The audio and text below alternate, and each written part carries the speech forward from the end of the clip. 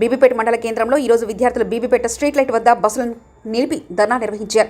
ఈ సందర్భంగా విద్యార్థులు మాట్లాడుతూ మాకు సరైన సమయంలో బస్సులు రాకపోవడం వల్లే మేము కళాశాలకు లేటుగా వెళ్లడం వల్ల క్లాసులు మిస్ అవుతున్నామని, అందుకే ఈ ధర్నా కార్యక్రమం నిర్వహించామని, ఎన్నిసార్లు డిపో మేనేజర్కి ఫిర్యాదు చేసినా కూడా పట్టించుకోవడం లేదని, ఇలా అయితే మా చదువులకు ఆటంకాలు కలుగుతాయని అందుకనే ఈ ధర్నాను నిర్వహిస్తున్నామన్నారు.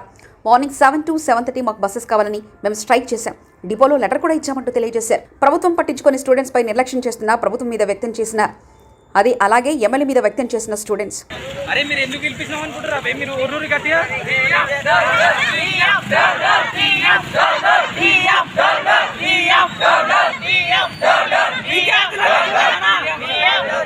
విద్యార్థులు అంటే చులకనా? తమ్ముడు తమ్ముడు విద్యార్థులు అంటే చులకనా? విద్యార్థులు అంటే చులకనా? సీఎం సీఎం సీఎం సీఎం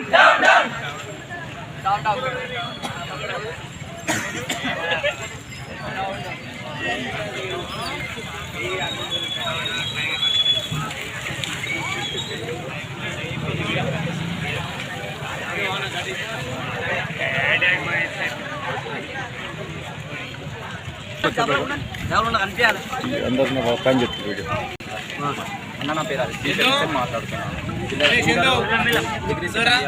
పిల్లలు inter first year second year Fizalpur, Malkapur, Issanagar, Upparpalli పొద్దున బస్సులు లేక కూడా నడుచుకుంటూ వచ్చి ఒక లిఫ్ట్లోకి వచ్చి బస్సుల కోసం కాలేజ్కి వెళ్ళాలని చూస్తారు. కామారెడ్డి ఇక్కడ బస్సు పొద్దున 7 గంటలకి 6:30కి వస్తున్నారు. ఒక్క బస్సు లేదు. 8:30కి వస్తున్నాయి. కాలేజ్ స్టార్ట్ అయ్యేది 8:30కి. వాళ్ళకి వాళ్ళు వెళ్ళే సర్కిల్లో 10-10:30 అవుతుంది. 2 పీరియడ్లు పోతున్నాయి.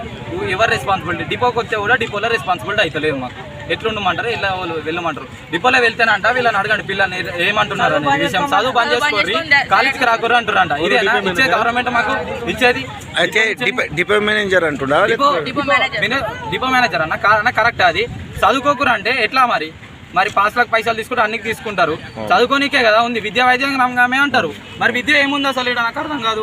కామారెడ్డిలా ఏం చేస్తున్నారా అన్న? ఎన్ని చేసినా ఇది ఉండదా? డిపో 4 బస్సులు ఉండే ఏముండే షెడ్యూల్ వేస్తా అంటారు. ఇస్సానగర్ వారంలో 2 రోజులు వస్తుంది. అంటే మిగతా 4 రోజులు ఇంటికాడ